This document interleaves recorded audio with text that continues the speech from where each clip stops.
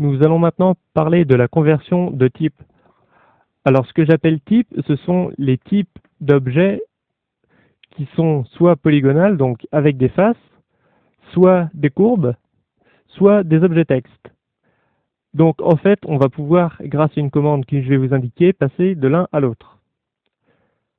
On va commencer avec la scène par défaut, on va supprimer le cube qui est par défaut.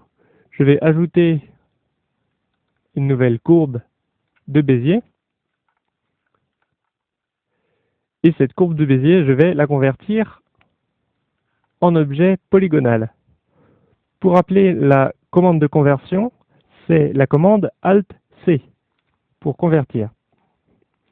Et il me propose plusieurs options. La première, c'est de créer une courbe depuis un objet polygonal ou un texte. Et la deuxième est de créer un objet polygonal depuis une courbe, une métabole, un subsurf ou un texte. Donc là, on va plutôt sélectionner la deuxième option, puisqu'on a une courbe ici à la base. Et maintenant que j'ai fait la conversion, si je passe en Edit Mode, eh bien vous voyez que Blender a créé des points. Et je peux déplacer des points de manière à faire des faces. Et je peux déplacer les points exactement comme en édition polygonale.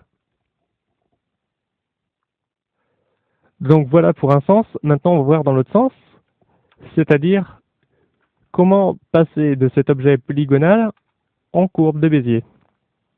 Donc c'est la même méthode, Alt-C, et plutôt que sélectionner Mesh from Curve, je vais faire l'inverse, créer une courbe depuis un mesh. Et maintenant, si je repasse en Edit Mode, j'ai ici une courbe de Bézier. Alors c'est pas flagrant parce que forcément, comme on a un polygone à la base, il passe les poignées en type vectoriel, mais ce sont bien des courbes de Bézier. Elles ont des propriétés de Bézier. Dernière précision, donc je vais effacer la courbe. Je vais ajouter un nouvel objet de type texte. Et ce texte, maintenant, comme je vous le disais, on peut le transformer aussi. Donc si là, depuis l'objet texte, je passe vers un autre type, donc encore une fois Alt-C. Donc si je veux convertir cet objet texte en courbe, eh bien je sélectionne la première option. Et si je veux le convertir directement en objet polygonal, je sélectionne la deuxième. Donc par exemple, si je sélectionne la deuxième et que je vais en Edit Mode, vous voyez, il a créé des faces.